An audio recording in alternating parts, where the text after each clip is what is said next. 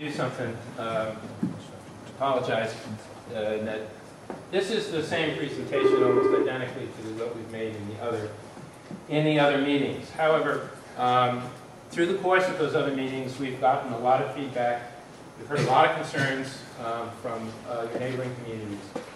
And as a result of that, and we've also gotten some information from some of the preliminary information from some of the studies and some of the investigations. And so, giving you the opportunity to hear this from us and not read it in the paper, the decision has been made to scale back this project. So what you've just seen is what was originally proposed. And now if I could have like 5 more minutes, I want to show you where we are today. We're proposing to eliminate from the list of 60 potential sites, 15 potential sites. So the total potential would be 45. It's not a final decision. This is an early decision. We still have months of work and conversation. But we're reasonably convinced that due to community sentiment and some of the other concerns regarding separation and distance from residences that are quite close, those kinds of things, that 15 of these sites should be set aside. Furthermore, that would give us 30 potential sites in IRA, so 8 would come out of IRA. Wouldn't affect Pulteney. Tinmouth would go from 4 to 0, so Tinmouth wouldn't have any sites. Middletown Springs would go from 3 to 0, so there'd be no sites. We're abandoning, if you will, the proposal to develop the sites in Middletown Springs. Clarendon is unaffected by this, and West Rutland is unaffected by this. Now we'll show you the map in terms of where they are physically. Now this is going to be, I apologize for the size, and you won't find this on the web. It'll give us a day. But if you look at this, I'm going to get around this side. I can do it better from this side. The advantages of this are pretty obvious when you look at this map. Maybe we can leave it up here afterwards and people can just come up and look. The interconnect on the northern end from the Herrick Mountain area here, Pulteney and northern Ira, this is unaffected. So these sites are still on the board. They're still potential sites. And the transmission line to connect that to the CVPS or the Belco line up here is unaffected by this.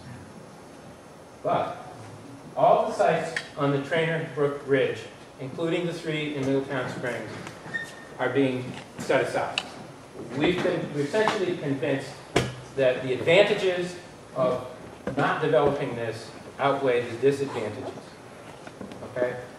What that does is the power line to connect here to here, this transmission line which you saw earlier, no longer needs to be built. And maybe most importantly, the one that would run through the valley here across 133. It's no longer required if these sites go away. There was also concern that we saw in IRA. There's several things we heard in IRA. One is it's too big. We heard that everywhere. I mean, that goes without saying. It's too big. Scale it back. We listen. Second thing is in IRA, one comment I heard over and over again was, it doesn't matter whether I'm driving north or south, looking east or west, I'm going to see. Now, that may not be 100% true in terms of where you particularly are, but the visual impact in the town of Ira was enormous. And by eliminating an entire ridge line and this power line through the valley, it mitigates that, we think, very substantially. Finally, the 4 turbines that were located in Tinmouth on the southern end of the Susie's Peak Ridge have been eliminated. One of the concerns there, not only just some of the things we heard in Tinmouth, but one of the concerns there is a house that is a quarter of a mile, and a quarter of a mile, I mean, people in the community and others have said that's, it's just too close. And so we looked at, well, what do we do to reconfigure it? How do we create a better distance there? The way you do it is you take the sites off the map. So they're off the map. Now, how do we connect the remaining potential sites here in Clarendon and Ira? That can be done through this, I think, 46 kilovolt line that runs up here. This line may have to be upgraded, so that's being studied, but there's probably a financial cost associated with that.